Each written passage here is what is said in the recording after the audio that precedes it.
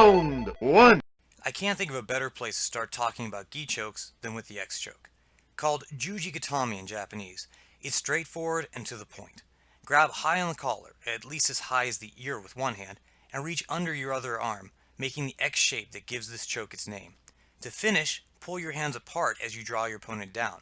Depending on circumstances and personal preferences, you can grip with your hand in the collar or your thumbs, or a mix of them. Round two. The great thing about the regular X choke is also what makes it limited. It's direct and your opponent has a pretty good chance of seeing it coming. That's why I like this variation. Start by overhooking and trapping your opponent's arm. I find it easier if you use the other hand to feed the collar to your hooking hand. Then you can grab the collar or the material on the shoulder to finish the choke.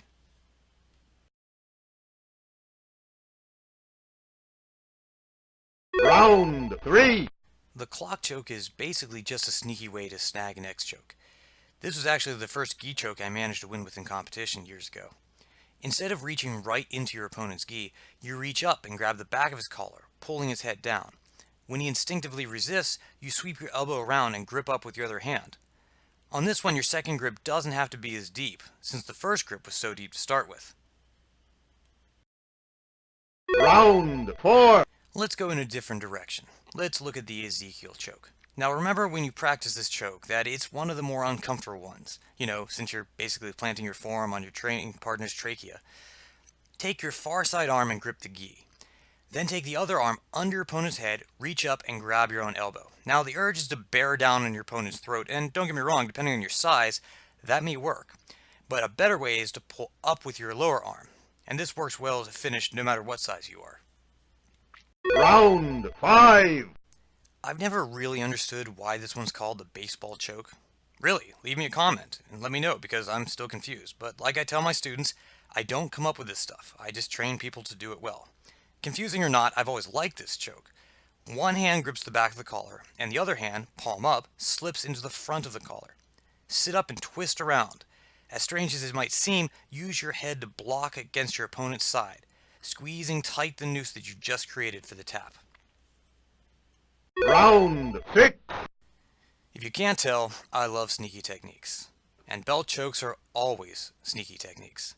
In this case, sitting in mount, your belt is very accessible. Loop one end of your belt around your opponent's head. Now twist out of mount, blocking with your head. This one is really powerful because you can use the weight of your whole body as you lean away, pulling on the belt with your hips. Round seven. Last baseball choke, I promise. This one isn't as subtle as the belt version, but depending on your style and, frankly, the acceptable length of belt at your skull, it might be easier to do this version. Now you're going to untuck your gi, drawing out to the side to make sure you have enough material. Now loop it under your opponent's head, and then, like last time, spin off to the side, pressing with your arm and pulling with your hips.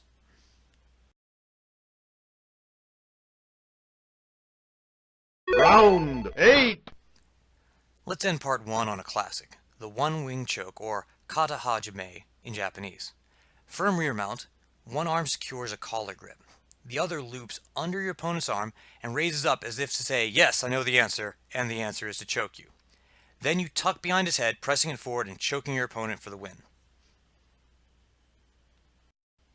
Everybody, thanks for watching. That was part one of gi chokes for winning. We'll have another video for you next week. Did we miss something? What's your favorite gi choke?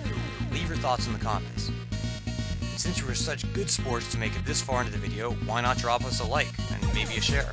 Frankly, since we're imposing, why not subscribe too? Thanks for watching, and as always, thanks to Chief and Nitro, or Cody and Jason as their moms know them, for demonstrating, and we'll see you next week.